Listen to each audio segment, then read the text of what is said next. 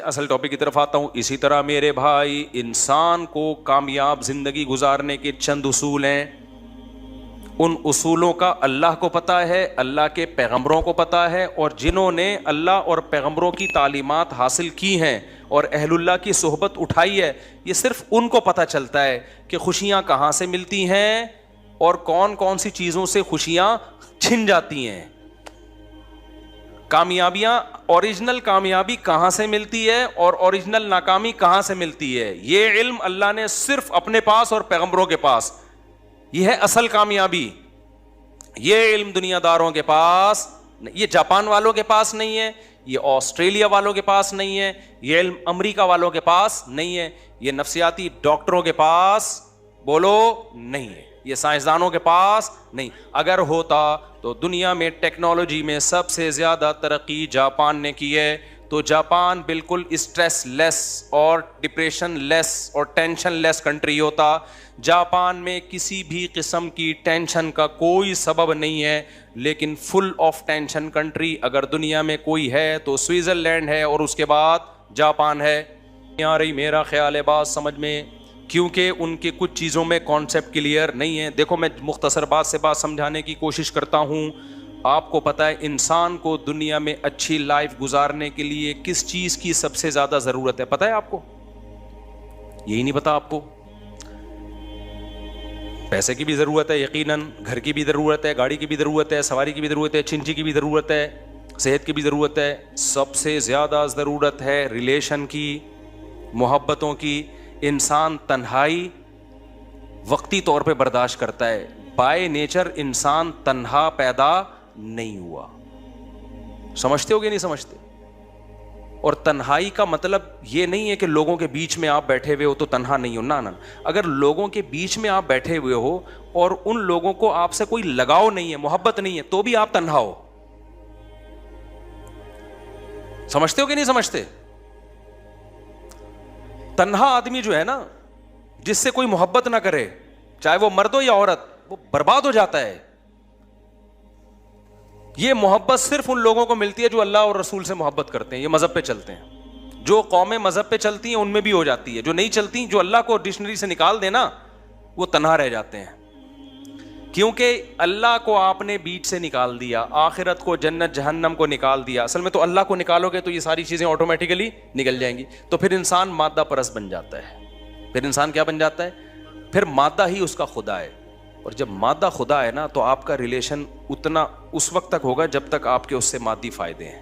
جب فائدے نہیں ہیں تو ریلیشن گیا تیل لینے. تو پھر یہ مادی حیات بن جائے گی, یہ محبتوں والی زندگی نہیں بنے گی. دیکھو آدم علیہ السلام جنت میں تھے اکیلے, تو کیا سوئٹزرلینڈ جیسی لگژری, اس سے بھی اچھی لگژری لائف نہیں ملی ہوگی آدم علیہ السلام کو؟ میں اس سوال کا جواب دے رہا ہوں کہ سوئٹزرلینڈ میں اتنی خودکشیاں کیوں ہو رہی ہیں. پتہ ہے آپ کو کیوں ہو رہی ہیں؟ پہلے تو بتا دوں, اتنی ہو رہی ہیں کہ انہوں نے اس کو لیگل کر دیا ہے. سوئٹزرلینڈ میں ونس اپون اے ٹائم, ابے ہر آدمی کا خواب ہے نا سوئٹزرلینڈ جانے کا. کیا ہو گیا بھائی, ادھر توجہ, کیمرے کو نہ دیکھو. ہر آدمی کا خواب ہے یا نہیں ہے؟ بولو نا. سوئٹزرلینڈ میں اگر آپ کو ابھی گھر مل جائے, 1 منٹ بھی انڈا موڑ پہ رہو گے؟ یار سوئٹزرلینڈ, یار سوئس بینک میں اکاؤنٹ اور نیشنلٹی مل جائے تو پھر آپ کہو گے اب جنت میں جانے کی ضرورت ہی نہیں ہے. لیکن جو لوگ سوئٹزرلینڈ کی جنت میں رہتے ہیں, آج سے چند سال پہلے اتنی زیادہ خودکشیاں کر کے مرتے تھے کہ گورنمنٹ نے پہلے کہا کہ بھئی یہ اللیگل ہے, خودکشیوں سے لوگوں کو روکو. لوگوں نے کہا جب اللیگل ہے تو مرنے کے بعد سزا ملے گی نا. کیا خیال ہے؟ یہ ایسی چیز ہے جس کو روکنا, قانون کے ذریعے روکنا ممکن نہیں ہے. ارے بھائی زیادہ زیادہ اس سزا پہ ہم کیا کر سکتے ہیں؟ پھانسی. تو وہ کہہ رہے میں تو مرنا ہی تو چاہ رہا ہوں میں. ارے دنیا میں سب سے بڑی سزا کیا سمجھی جاتی ہے؟ پھانسی. تو آپ زیادہ زیادہ یہ کر دو کہ جو خودکشی کرے گا اس کو پھانسی دے دی جائے گی, تو کہے گا فہو المرام. کیا خیال ہے بھائی؟ تو یہی تو مقصد ہے بھائی. تو کچھ یہ ممکن ہی نہیں ہے. تو سوئٹزرلینڈ نے ایک عقل مندی کی, انہوں نے بولا یار اتنے لوگ مر رہے ہیں تو مرتے ہیں غلط طریقے سے نا. ادھر ادھر, کوئی ادھر پڑا ہوا ہوتا ہے, کوئی ادھر پڑا ہوا ہوتا ہے. ٹرینوں کا سارا سیٹ اپ کیا ہو رہا ہے؟ برباد ہو رہا ہے ہمارا. ٹرینیں لیٹ نہیں ہوتی, وہ نیچے آ گیا اس کی وجہ سے مسئلے, پھر ادھر پھر جو خودکشی نہیں کرتے وہ خودکشی والوں کو دیکھ کے ڈپریشن میں جاتے ہیں, ان کو خودکشی کے خیالات آنا شروع ہو جاتے ہیں. ادھر ادھر لاشیں پڑی بھی ہوتی ہیں, جن کو نہیں بھی ان کو موٹیویشن ملتی ہے, صبر کی توفیق نہیں ملتی ان کو. پھر کہتے ہیں جب فلاں مر سکتا ہے اتنا نیک آدمی, تو میں مر گیا تو کیا ہو گیا. ان کے حساب سے جو بھی نیک. تبلیغ جماعت ایک دفعہ گئی, حاجی عبدالوہاب صاحب رحمہ اللہ تعالیٰ, میں جب سوئٹزرلینڈ میں تھا تو مجھے وہاں یہ واقعہ سنایا. سوئٹزرلینڈ میں جب میں تھا نا, تو وہیں کے مقامی مسلمان نے مجھے یہ واقعہ سنایا جو میں آپ کے سامنے سنا رہا ہوں. انہوں نے کہا کہ یہاں کئی سال پہلے حاجی عبدالوہاب صاحب آئے تھے, تبلیغ والوں نے بڑی محنتیں کی ہیں, کہاں کہاں نہیں گئے. تو حاجی عبدالوہاب صاحب کو پتہ چلا کہ 2 بندے ہیں. ہوا یہ, ان کی خدمت میں 2 گورے لائے گئے. وہ گورے کیا تھے, وہ پورا ان کا پلان تھا کہ ہم نے اتنے بج کے اتنے منٹ پہ اجتماعی طور پہ مر جانا ہے.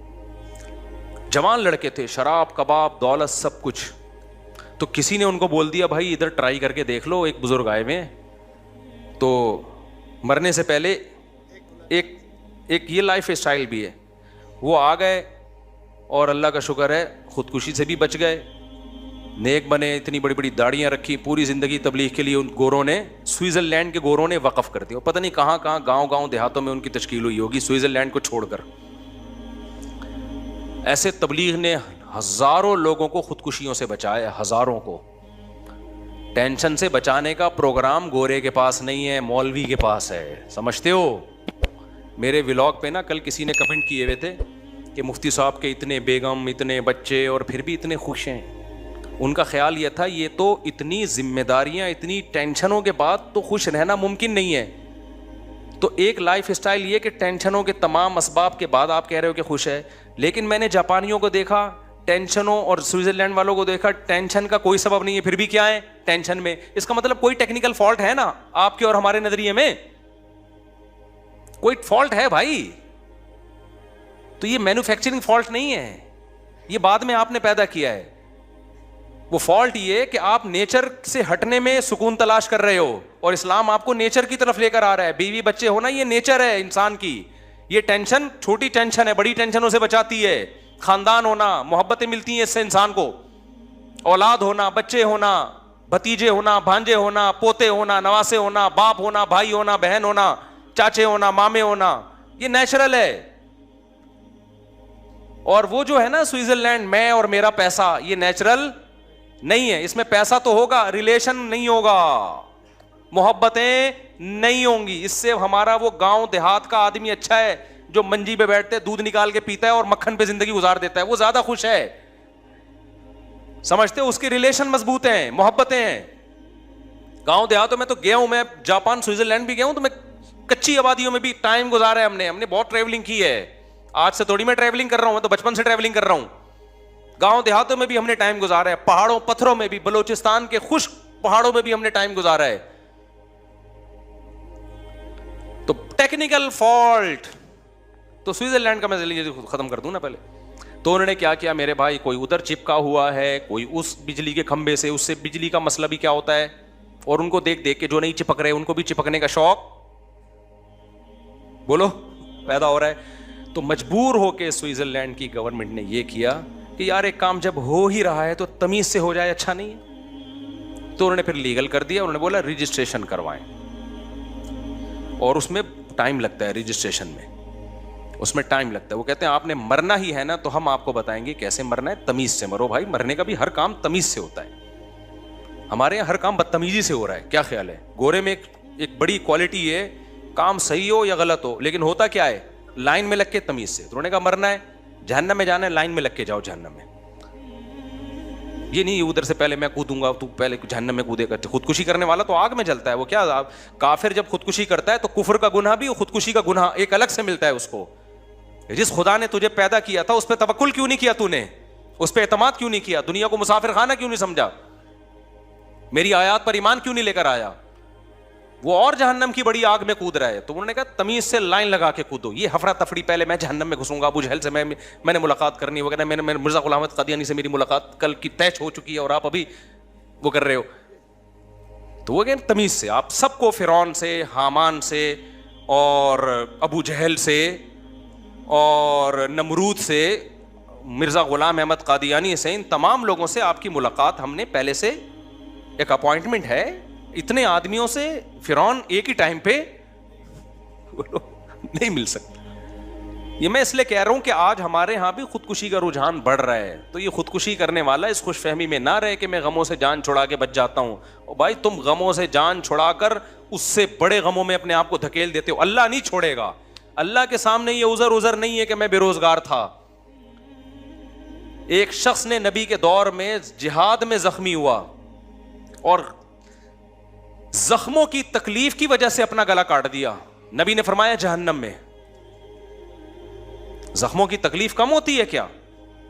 تو آپ کس خوش فہمی میں ہو کہ آپ اپنے آپ کو مار دو گے تو آپ بچ جاؤ گے؟ نہ، اللہ نہیں چھوڑے گا.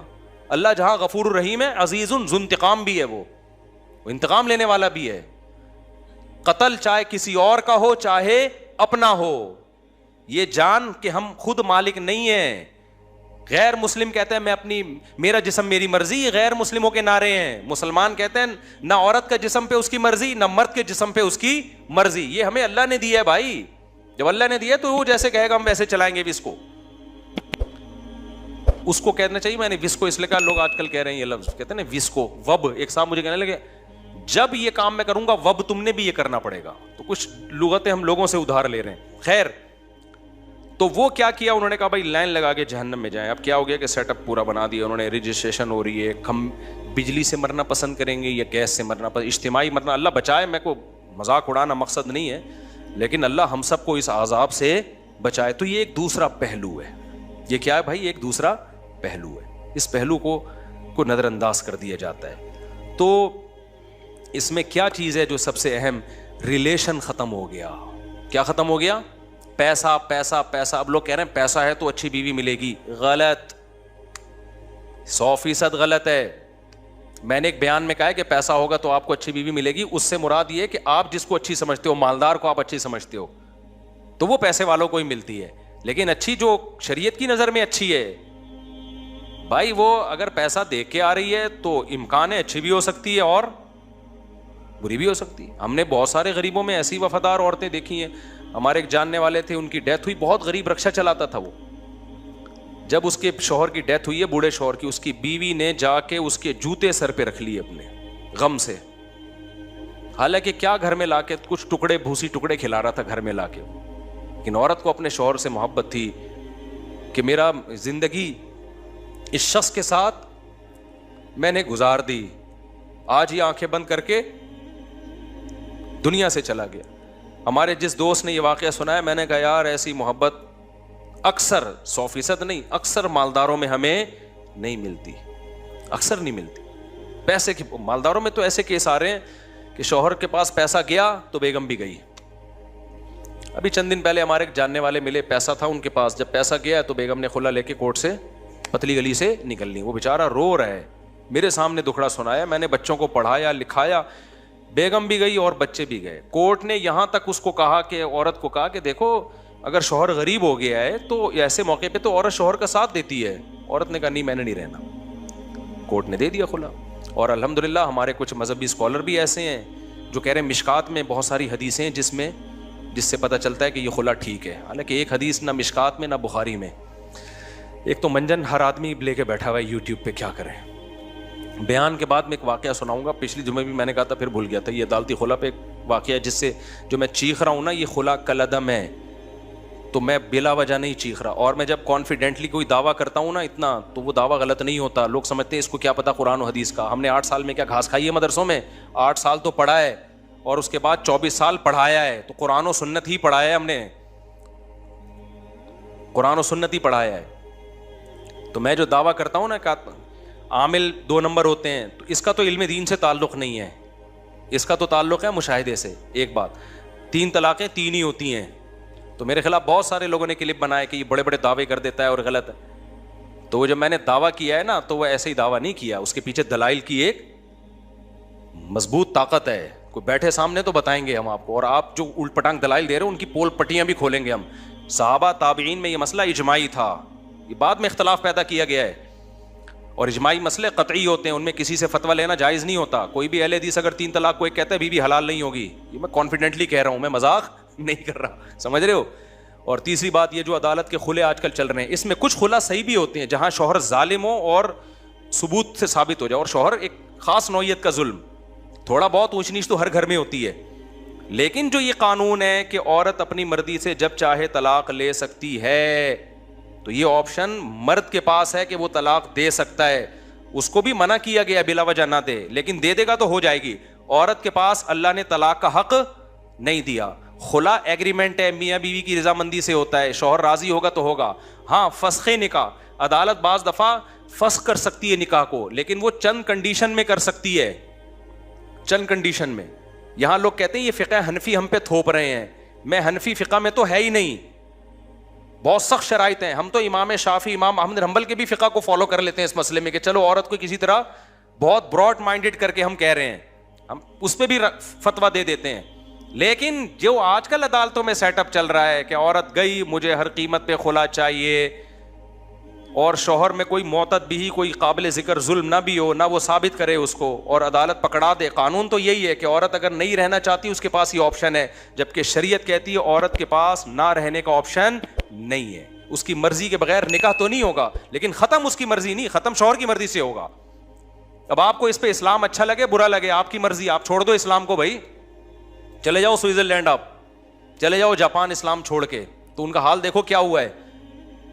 اس میں حکمت کیا ہے کہ عورت کو شریعت نے پابند کیوں کیا ہے, یہ حکمتوں پر میں کئی بار بیان کر چکا ہوں. یہ عورت کے فائدے کے لیے, کیونکہ اگر اس کے اگینسٹ چلیں گے نا عورت کا بیڑا غرق ہو جائے گا. اس میں کیا ہے وہ تفصیل سے میں بیان کر چکا ہوں, ابھی میں وہ ٹاپک نہیں چھیڑوں گا. لیکن ابھی تو یہ بتانا مقصد ہے کہ یہ جو آج کل کے نئے نئے اسکالر آ رہے ہیں نا کہ نہیں جی عدالتی خلا عورت جب جائے تو لے سکتی ہے, جج سمجھتا ہے کہ یہ نہیں رہ سکتی ایکچولی تو چھوڑ دو اس کو. یہ جج اپنی بیوی کو چھوڑ سکتا ہے, دوسروں کی بیویوں کو چھوڑنے کا جج کے پاس کوئی رائٹ نہیں ہے. اب میری بات خواتین کو بری لگتی ہے تو وہ میرے خلاف بولتی ہیں, بھائی میرے خلاف نہیں بولو, اللہ رسول کے خلاف بولو. میرے خیال میں تو قرآن بیان کر رہا ہوں. لوگ کہتے ہیں کہ وہ فلانے اسکالر نے حدیث نمبر پیش کی ہے, اس میں تو لکھا ہوا ہے خلا عورت خود بھی لے سکتی ہے, فلانے وہ نمبروں سے متاثر کر رہے ہیں. میرے بھائی آپ کو اس حدیث کا ترجمہ پڑھ لو تو پتہ چل جائے گا, کیونکہ ان کم وقتوں کو ترجمے بھی نہیں آتے, ترجمے بھی غلط کر رہے ہوتے ہیں بہت دفعہ. عربی تو آتی نہیں ہے ان لوگوں کو بیچاروں کو, تو کوئی ایسی حدیث نہیں ہے جس میں ہوتا ہے کہ جج کے پاس رائٹ ہے کہ وہ جب چاہے عورت کو خلا دے سکتا ہے جب بھی عورت جائے گی. ایسے کوئی حدیث نہیں ہے. اسلام میں عورت باؤنڈ ہوتی ہے, سمجھ رہے ہیں, اس میں بہت ساری حکمتیں عورت ہی کے فائدے کے لیے یہ حکمتیں.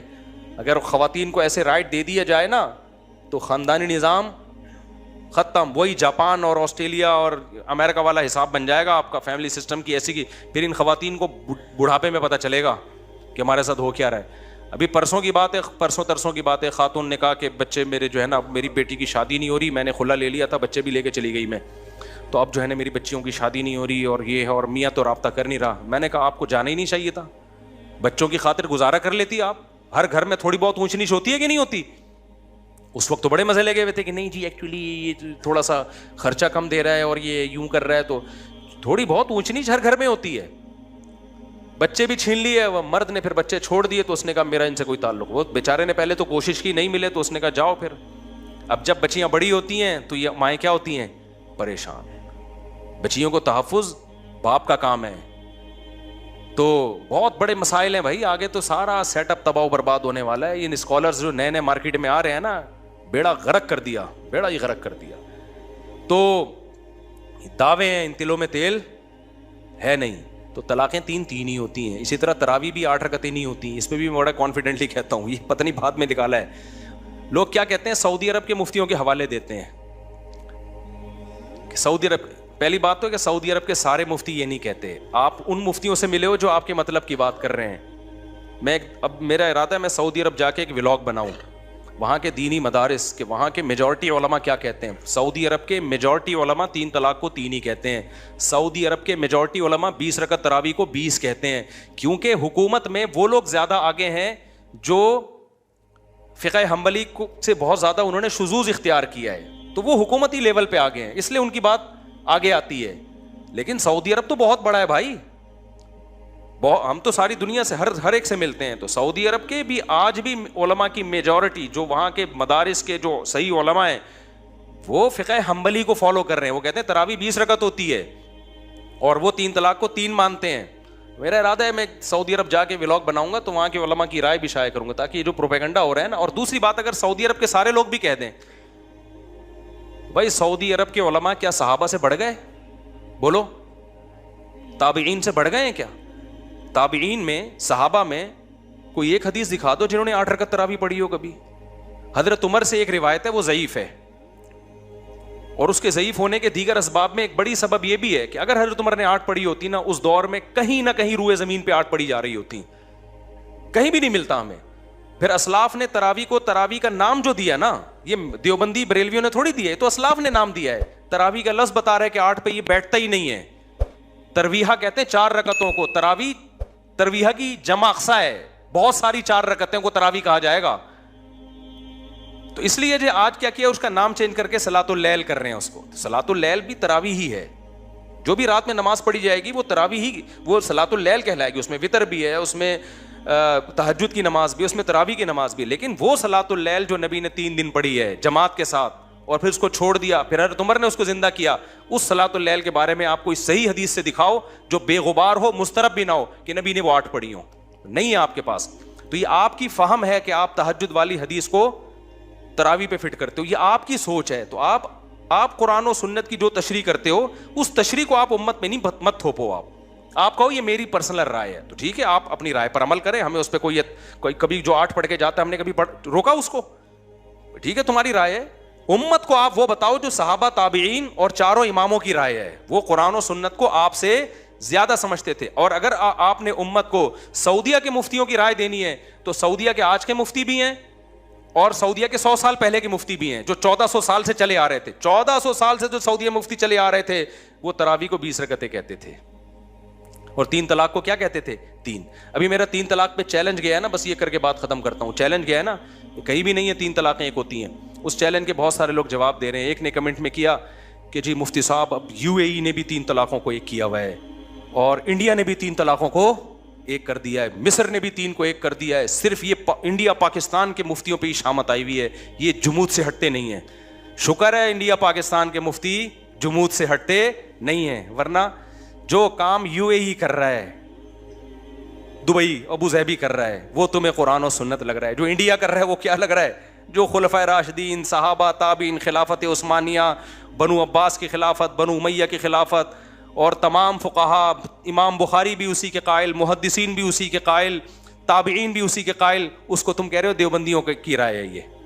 تو بڑے بھائی بڑے مسائل ہیں, اس لیے میرے بھائی منجنوں سے متاثر مت ہو. قرآن و سنت ہم تھوڑی کہتے ہیں ہمیں فالو کرو, دیوبندیوں کو فالو کرو یا بریلویوں کو فالو کرو.